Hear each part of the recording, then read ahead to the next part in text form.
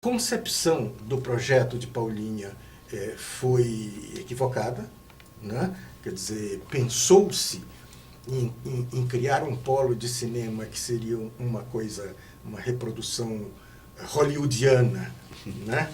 De um esquema muito mais voltado para o brilho do cinema do que para a real função do cinema, né? E isso acabou levando a um esvaziamento do próprio projeto, né? Depois de vários anos, Paulínia começou a descobrir que não estava tendo retorno com o que ela estava investindo nesse projeto, né?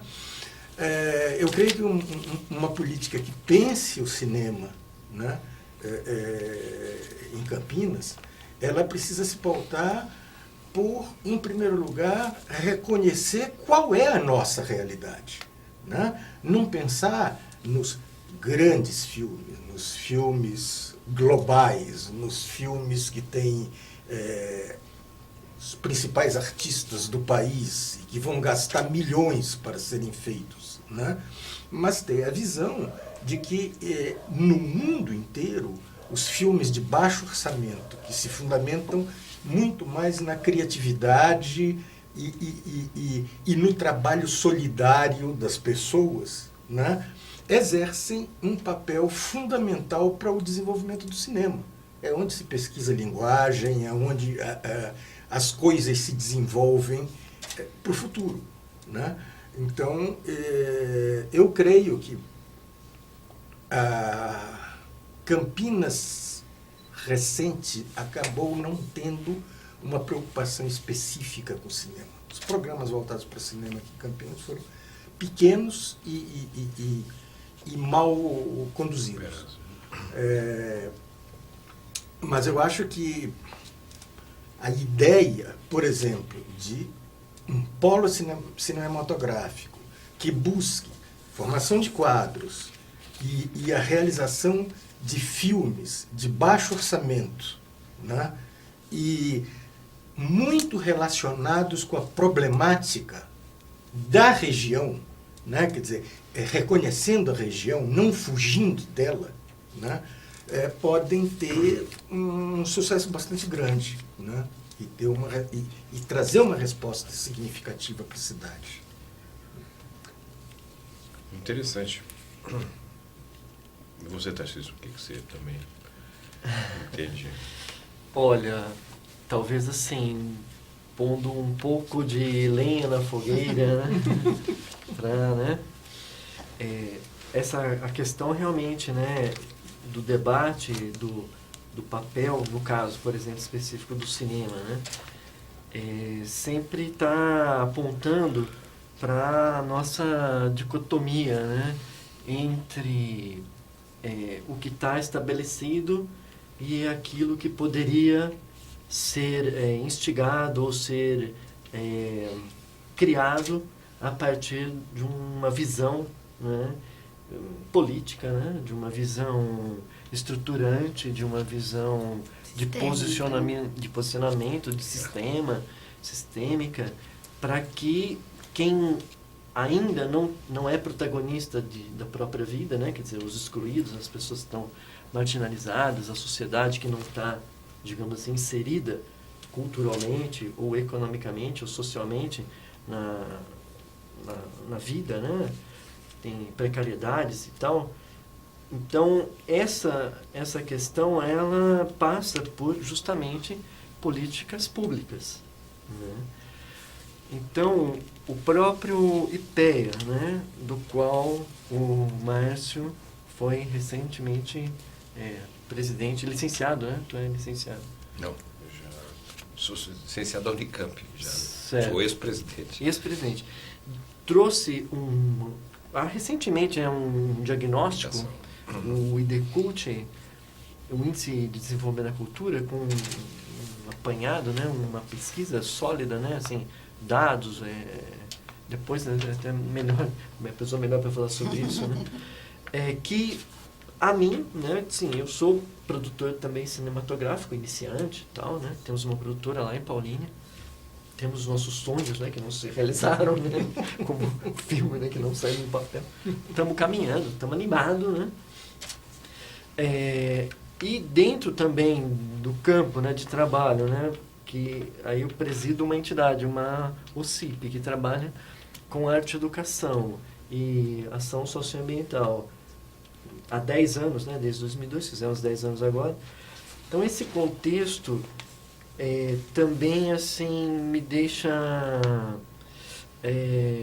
inquieto de perceber que existe um papel do poder público fundamental que se reflete no debate cultural e que, por sua vez, retorna para a questão estruturante, para a questão sistêmica, de como absorver o que está se produzindo, porque o que está se produzindo é pensamento, né? É atitude.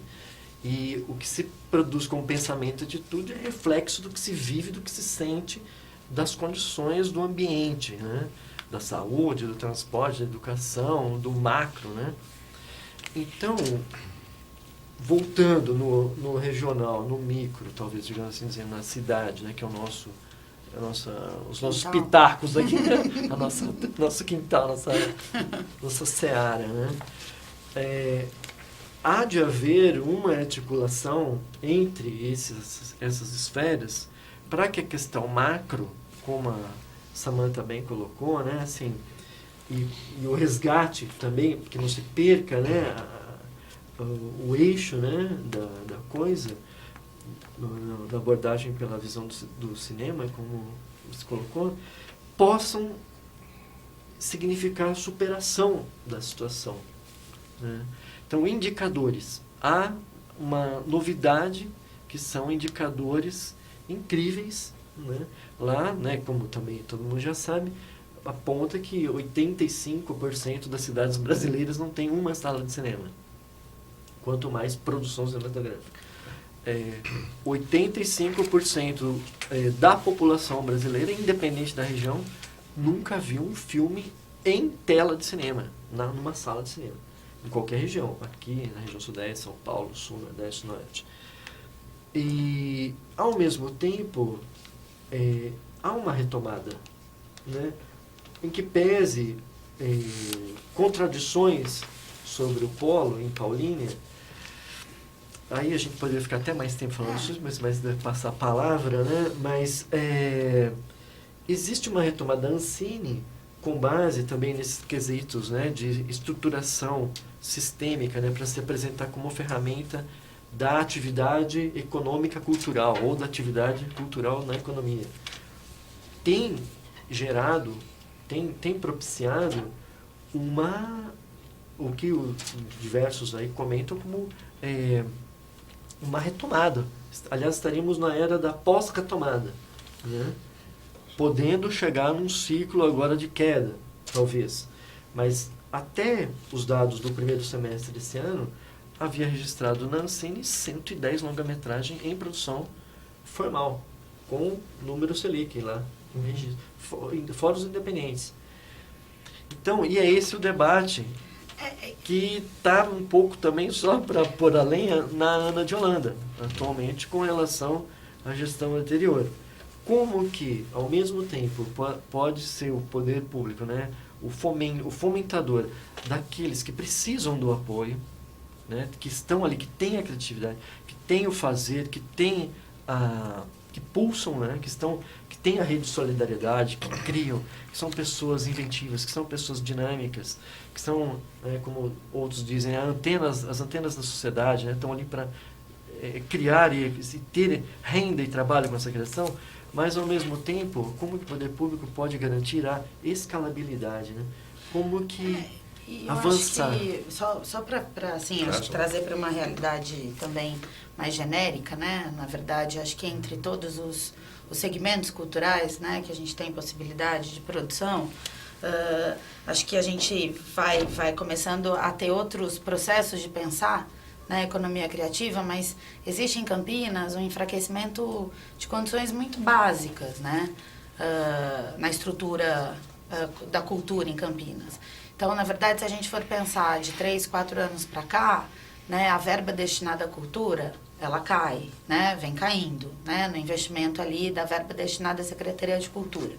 Se formos pensar nos colaboradores ali, né, que trabalham em diversos museus, que trabalham em todos os equipamentos públicos ali, que recebem o público, as bibliotecas e tudo mais, a gente tem uma desatualização desses colaboradores, uma falta. Como é que a gente, na verdade, que trabalha, né, um colaborador que trabalha com cultura, com arte, com criatividade, deixa de ter o desejo e o tesão mesmo ali de estar trabalhando com aquilo, né, porque ele não tem um incentivo ali a uma qualificação, uma reciclagem, entendeu? A pensar ele ali naquele espaço que está trabalhando há 10, 15 anos e que se transforma a cada gestão, porque a gente também não tem um plano de cultura, né, do município a longo prazo, né, a cada gestão ali se modifica.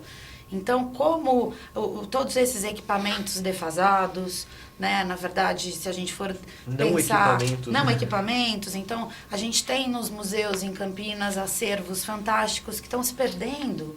Né? Na verdade, a questão do patrimônio em Campinas, como é que se pensa patrimônio material e imaterial na cidade de Campinas, é uma discussão inexistente. Né? Então, são situações tão básicas, né, na verdade, tão locais...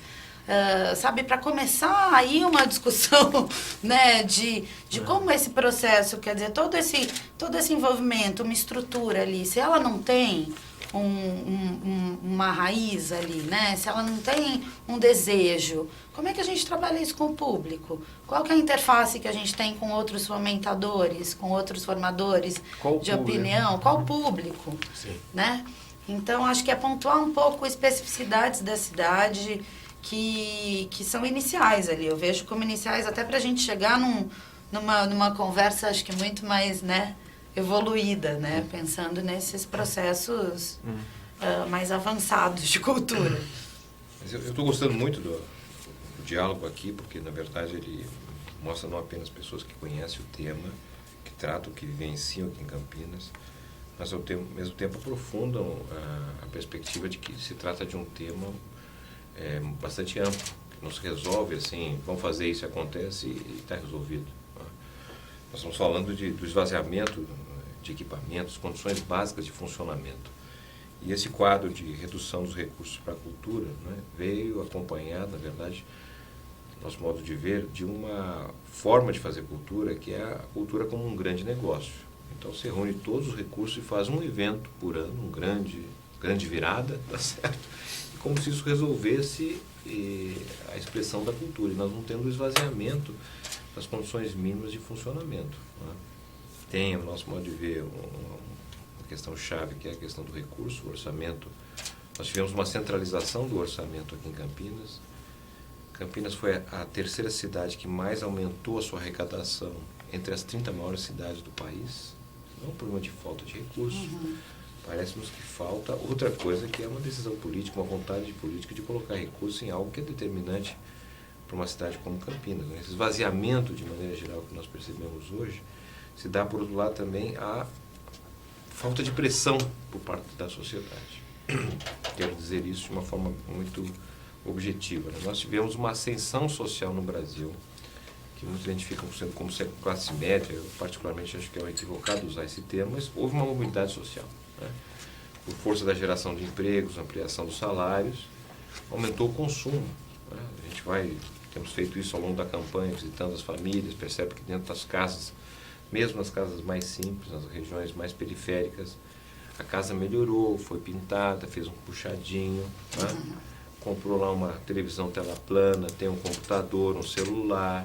De maneira geral, melhoraram as condições de vida dentro da casa. Fora da casa, a gente não percebe isso. Né? Continua a cidade com problema de transporte, a cidade com problema educacional e assim por diante.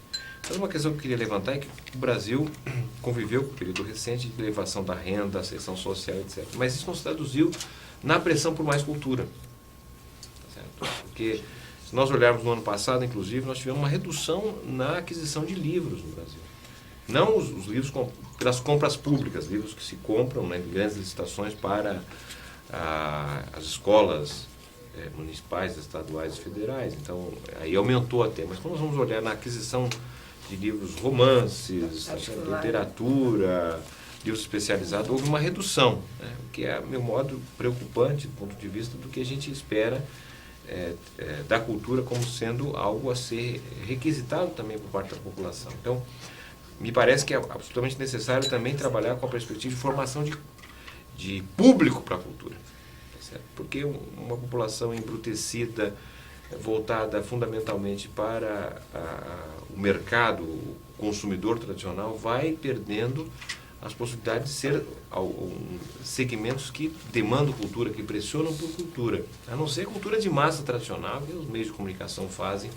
Então, tendo que o papel da administração municipal também é fundamental para a formação de público, né? Tivemos a oportunidade de conversar com a Orquestra Sinfônica, a quarta maior orquestra sinfônica do Brasil, mais importante do Brasil, não tem lugar para se apresentar, as dificuldades, mas também, ao mesmo tempo, é preciso construir um público que goste de música clássica, mas das mais variadas músicas, não é? Então, é preciso trabalhar com planejamento de médio e longo prazo, não é? Porque são todas questões amplas, profundas, que nós não vamos resolver no curto prazo. Então, o planejamento, ao meu modo de ver, é muito importante de ser construído